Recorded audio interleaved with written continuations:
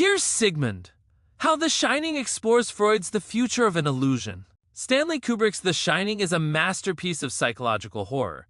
And if there's one thing it proves, it's that illusions, whether they're ghostly, cultural, or delusional, have a funny way of messing with your psyche. Sigmund Freud's The Future of an Illusion explores how human societies create illusions like religion to manage existential terror, control impulses, and cope with life's miseries. Kubrick, in his infinite genius and perhaps his infinite trolling, turns this Freudian theory into a darkly comedic rollercoaster of haunted hotels, typewriter tantrums, and axe-wielding psychosis. In The Shining, Kubrick doesn't just explore Freud's ideas, he drags them screaming through the Overlook Hotel, coating them in rivers of blood, impossible hallways, and room service bartenders. Let's dive into how the film hilariously ties Freud's The Future of an Illusion to Jack Torrance's descent into madness, The Overlook. Hotel's haunted grandeur, and humanity's eternal struggle with the need to believe in something, anything, that makes the horror of existence bearable. Freud's The Future of an Illusion. Civilization needs a security blanket. In his book, Freud argues that civilization uses illusions, particularly religion, to impose order on chaos. These illusions provide comfort, moral guidance, and a sense of control, but they're ultimately self-delusions designed to suppress humanity's basest instincts. Illusions as coping mechanisms. Freud believed that people cling to illusions because they can't handle the truth, namely, that life is chaotic, meaningless, and full of axe-wielding maniacs. Okay, he didn't say that last part, but The Shining makes a strong case for it. The cost of illusions. While illusions can stabilize society, Freud warned that they often fail when reality becomes too overwhelming. Enter Jack Torrance, a man whose illusions collapse under the weight of writer's block, ghosts, and bad whiskey. Jack Torrance, a Freudian tragicomedy. Jack Torrance begins The Shining as a man desperately clinging to his illusions. He believes he's a great writer, a good father, and the perfect caretaker for the Overlook Hotel. Spoiler alert, he's none of these things. As Freud predicted, Jack's illusions don't just crack, they shatter spectacularly. The illusion of control. Jack's biggest illusion is that he's in control of his career, his family, and his sanity. The Overlook Hotel, however, gleefully proves otherwise, turning him into a pawn in its cosmic chess game of madness. The illusion of greatness. Jack's belief that he's destined for literary greatness is hilariously at odds with the reality of his manuscript, a repetitive mantra of madness, all work and no play. Freud would call this Jack's ego overcompensating for a deep-seated inferiority complex. The illusion of sobriety. Jack insists he's a recovering alcoholic, but his interactions with Lloyd the bartender suggest otherwise. Freud would point out that Lloyd is a projection of Jack's repressed desires, a ghostly enabler for his inner ID. The Overlook Hotel. A palace of illusions.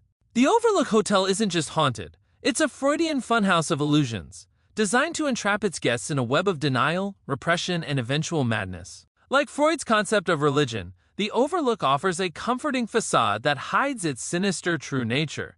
The illusion of luxury. The Overlook's opulent decor and endless ghostly parties create the illusion of high society, masking the violence and exploitation that built it.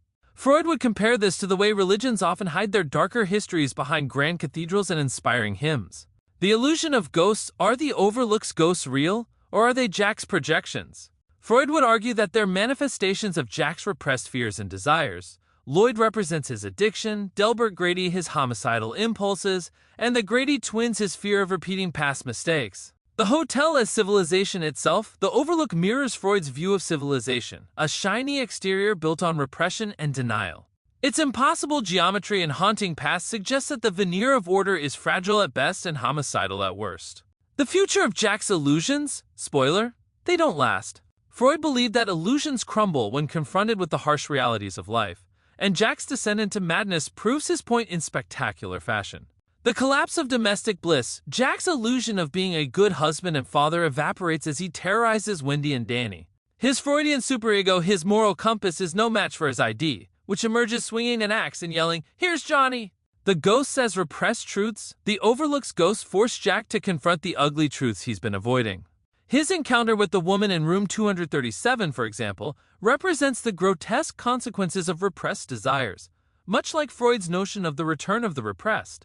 The maze is the mind. Jack's final pursuit of Danny through the hedge maze is a literal representation of his collapsing psyche. Danny, embodying innocence and adaptability, escapes with ease, while Jack, weighed down by his illusions, freezes both literally and figuratively. The comedy of civilization's illusions. Kubrick infuses The Shining with dark humor, turning Freud's bleak theories into a cosmic joke. The Overlook's illusions aren't just sinister, they're absurdly over the top, a reminder that repression and denial often end in hilarity as well as horror. Jack as civilization's punchline. Watching Jack go from wannabe writer to raving lunatic feels like a Freudian cautionary tale on fast forward. His descent is so absurdly theatrical that it's hard not to laugh, even as he wields an axe. The hotel is a Freudian prankster. The Overlook doesn't just haunt its guests, it messes with them in ways that feel almost petty. From endless hallways to inexplicable bear costumes, the hotel turns Freud's theories into a surrealist comedy of errors. The illusion of a happy ending, even as Wendy and Danny escape. The final shot of Jack frozen in the maze suggests that the Overlook's illusions aren't gone. They're just waiting for their next victim. Freud would probably chuckle and say, "Told you so." Conclusion: Freud, Kubrick, and the Overlook's eternal illusions. In The Shining, Stanley Kubrick brilliantly ties Freud's The Future of an Illusion to the collapse of Jack Torrance's psyche and the haunting grandeur of the Overlook Hotel. Jack's illusions of control, greatness, and domestic bliss crumble under the weight of repressed desires and historical guilt, much like Freud's critique of civilization's delusions. Kubrick's genius lies in turning Freud's grim theories into a darkly hilarious spectacle, where ghostly bartenders, rivers of blood, and axe-wielding dads remind us that no illusion, no matter how comforting, can hold up forever. So the next time you watch The Shining, pour yourself a whiskey. Lloyd insists it's free, and toast to Freud, Kubrick, and the illusions that keep us laughing and screaming through the chaos of existence. Cheers!